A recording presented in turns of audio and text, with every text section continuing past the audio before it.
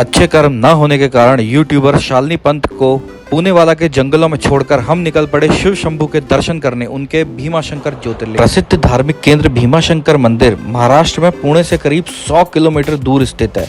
नासिक से 120 मील दूर है। ये मंदिर भारत में पाए जाने वाले 12 ज्योतिर्लिंगों में से एक है। 3250 फीट की ऊंचाई पर स्थित इस मंदिर का शिवलिंग काफी मोटा है।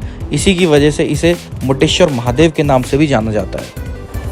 सहाद्री नामक पर्वत पर स्थित ये मंदिर चारों तरफ जंगल से घिरा हुआ है और काफी हरा भरा है।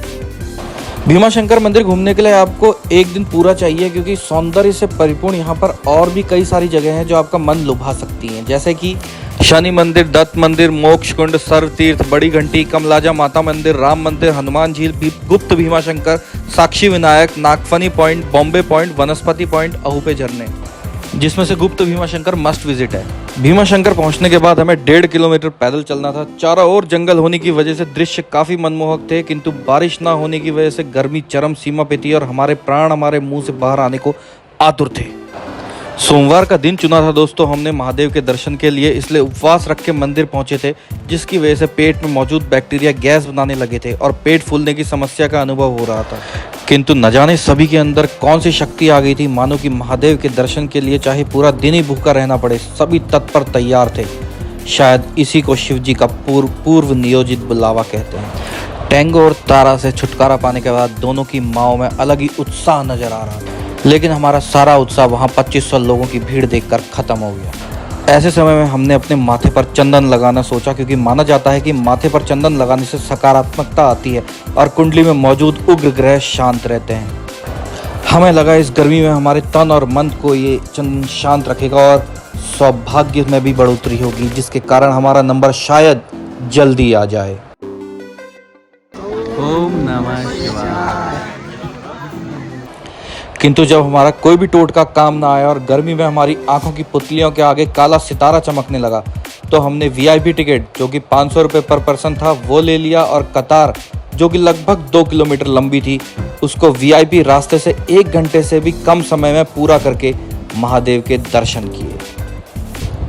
भीमाशंकर मंदिर पहाड़ी के तट पर स्थित है, जहां भीमा नदी का प्रवाह है और यहां पहुंचने के लिए 230 सीढ़ियां पार करनी पड़ती हैं और इन 230 सीढ़ियों को पार करने में हमारे घुटनों से कट कट की आवाज आने लगी, जिसका लुत्फ टेंगो और सितारा पूरे मजे से ले रहे थे।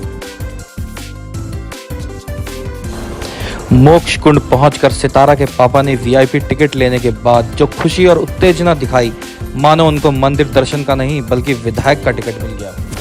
और इसके बाद हमें एक गुप्त द्वार से मंदिर के भीतर प्रवेश कराया गया, जहां नॉर्मल लाइन में लगे हुए लोगों ने हमें इस तरह घूरा जैसे कि हमने कोई महापाप किया।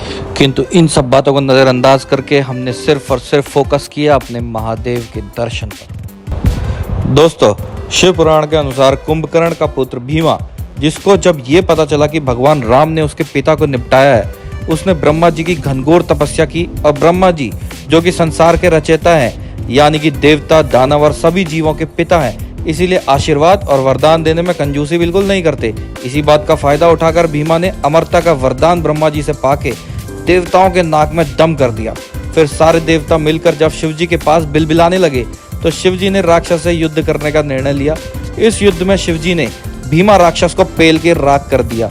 उस राक्षस के अंत के साथ सभी देवों ने शिव जी को आग्रह किया कि वो शिवलिंग के रूप में इसी स्थान पर विराजित रहें।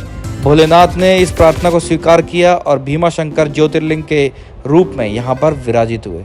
ये है भीमाशंकर की कहानी। भीमाशंकर के बाजारों में मावे की मिठाई मिलती है, जिसे प्रसाद के रूप में भी ग्रहण किया जाता है और ये मिठाई बहुत टेस्टी है।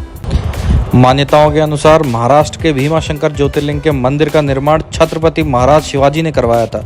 शिव पुराण में उल्लेख है कि भीमाशंकर ज्योतिर्लिंग में सूर्योदय के बाद जो भी सच्चे मन से भगवान शिव की पूजा अर्चना करता है उसके सभी पापों की मुक्ति मिलती है। दर्शन करने के बाद हमने अपने व्रत का उद्यापन गन्ने के रस से किया, जिससे हमें परम आनंद की अनुभूति हुई। 1 दर्जन पूरी खाने के बाद सितारा और टेंगो के माता पिता पूरे रास्ते बेहोश रहे। और अगर तुम लोग नए हो तो सब्सक्राइब करो, वो जो लाल वाला बटन है उस पर फूट फेंक के मारो या फिर मोमबत्ती, मुझे नहीं पता, बस क्लिक हो जाना चाहिए।